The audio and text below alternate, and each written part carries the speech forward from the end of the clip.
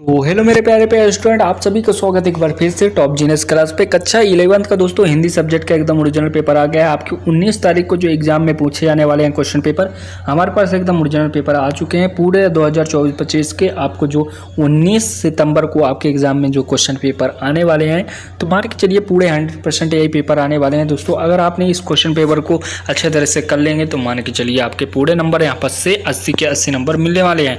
तो चैनल पर नए हो तो चैनल को सब्सक्राइब कर लेना, क्योंकि हर क्वेश्चन के यहाँ पास आपको इजीली आंसर भी मिलने वाले हैं और क्वेश्चन तो मिलेगा ही। और पेपर चाहिए तो हमारे टेलीग्राम पे ऐड हो जाएगा। टेलीग्राम का नाम है टॉप जीनियस क्लास। आपको टेलीग्राम में जाके सर्च करना है और वहाँ से हमारे चैनल पे ऐड हो जाना है, ठीक है। चलते हैं नेक्स्ट क्वेश्चन की ओर। आपको बताते हैं कौन कौन से क्वेश्चन पेपर में आपको इजीली देखने को मिलेगा हिंदी सब्जेक्ट में, ठीक है। तो 80 नंबर पे पूरे 80 नंबर यहाँ पर से 100% पूरे आपके 19 तारीख के एग्जाम में पूछे जाएंगे। तो एक एक क्वेश्चन को अच्छी तरह से कर लेना। एक एक क्वेश्चन के हम आपको आंसर भी बताएंगे। हिंदी माध्यम के स्टूडेंट जो रहेंगे पूरे आपको अच्छे तरह से कर लेना है, ठीक है। एमपी बोर्ड का पेपर है दोस्तों, यहाँ पर से देख लीजिए। पहला क्वेश्चन रहेगा, सही विकल्प चयन करके लिखने के लिए आ जाएगा। 6 क्वेश्चन रहेंगे, प्रति क्वेश्चन एक एक नंबर के रहेगा, ठीक है।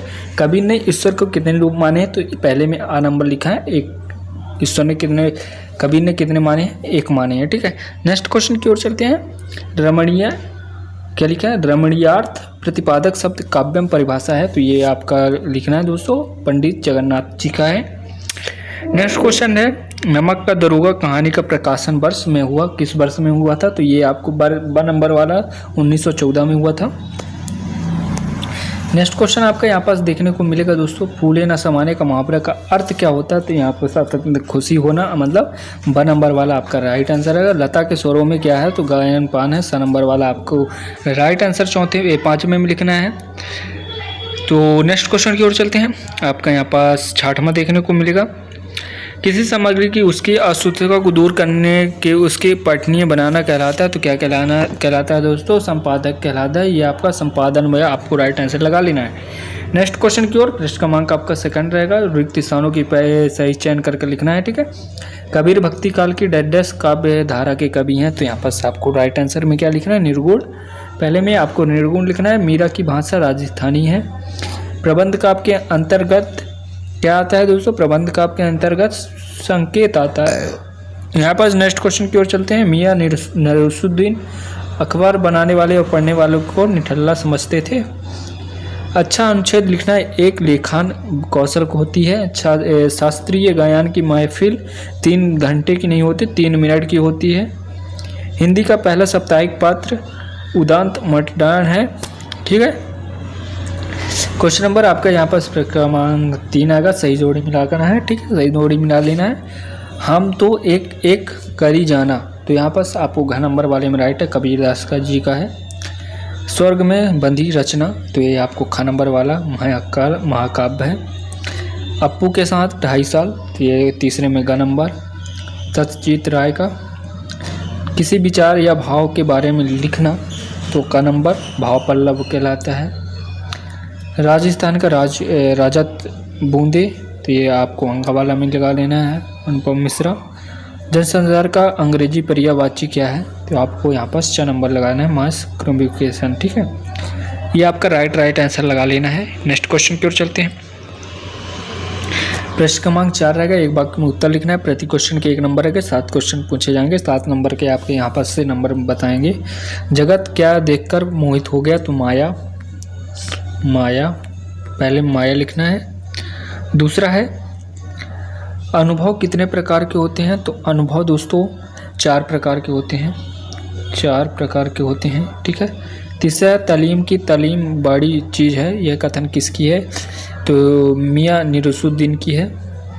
फिर है आपका चौथा, विसीधारा ने किसके बैर मोल लिया था, तो ये लिखना धन से। आपका 5वां रहेगा दोस्तों, विज्ञापन लेखन के समय ध्यान में रखी जाने वाली कोई 2 वो बताना है, मतलब सावधानी बताना है, ठीक है। लता मंगेशकर की लोकप्रियता का मुख्य मार्ग क्या थे, तो गान पान था। भारतीय टेलीविज़न की दूरदर्शन नाम कब दिया गया, तो 1 अप्रैल 1976, ठीक है, 1 अप्रैल 1976 को दिया गया था, ये आपको लिख लेना है। क्वेश्चन नंबर 5, सत्य असत्य बताना है। यहाँ पर कबीर के रघुकड़ी भाषा का प्रयोग किया है, तो यहाँ लिखना सत्य है। मोहन बैल में अवधि शक्ति है तो यहाँ पर असत्य लिखना है। अप्पू की माँ उसे रोटी सब्जी खिला रही थी, ये लिखना है असत्य है। आपका संवाद का समान अर्थ बातचीत होता है तो ये होता सही है। संगीत का क्षेत्र विस्तीर्ण होती है, ये भी सत्य है। और लास्ट का जनसंचार माध्यमों को लोगों पर केवल सकारात्मक प्रभाव पड़ता है, ये असत्य रहेगा। ठीक है, क्वेश्चन नंबर यहाँ पर 6 देख लीजिए। क्वेश्चन नंबर आपको 6 से अच्छे तरह कर लेना है। क्या लिखा क्वेश्चन नंबर 6 में देखिए, प्रगतिवादी कविता की विशेषताएं लिखना है। प्रगतिवादी कविता की विशेषताएं लिखना है। यहाँ पास एक प्रगतिवादी है, एक प्रयोगवादी है। ठीक है, यहाँ पास कन्फ्यूजन नहीं होना। क्वेश्चन नंबर 7 में कबीर की दृष्टि में ईश्वर एक है, इसके समर्थन में उन्हें क्या तात्पर्य, ये लिखना है। मायके भाई बहन के लिए कवि भवानी प्रसाद मिश्र के घर में परिताप का घर क्यों कहा गया है, ये आपको बताना है। क्वेश्चन नंबर 8 रहेगा, दृष्टांत अलंकार की परिभाषा, व्याकरण अलंकार की परिभाषा, ये आपको बताना है। यहाँ पास क्वेश्चन नंबर 9 रहेगा, विभव किसे कहते हैं, कितने प्रकार के होते हैं, शब्द शक्ति के तात्पर्य लिखना है। किसी शब्द का एक उदाहरण सहित बताना है। भरतमुनि गद्य की 2 विशेषताएं लिखना है। द्विवेदी युग के गद्य की भी 2 विशेषताएं लिखना है। बाल मुकुंद गुप्ता की निर्देश को आगे भारत क्यों कहा, अभेग बागरत क्यों कहा है। अथवा में रहेगा नमक का दरोगा, यहाँ पास का नमक का दरोगा कहानी का कौन सा शास्त्र आपको सर्वाधिक प्रभावित करता है। विज्ञापन लेखन की कला के बारे में लिखना है। सार संक्षेपण का क्या अर्थ होता है, यहाँ पास लिखा संवाद लेखन के समय ध्यान में देने वाले बातें याद रखने के लिए बताया गया है। यहाँ पास अथवा में रहेगा अनुच्छेद लेखन के समय ध्यान में देने वाले योग बताना है। शास्त्रीय संगीत और चित्रपाट संगीत में अंतर बताना है। लता मंगेशकर को भारतीय गायकों में बिजोड़ क्यों कहा गया है।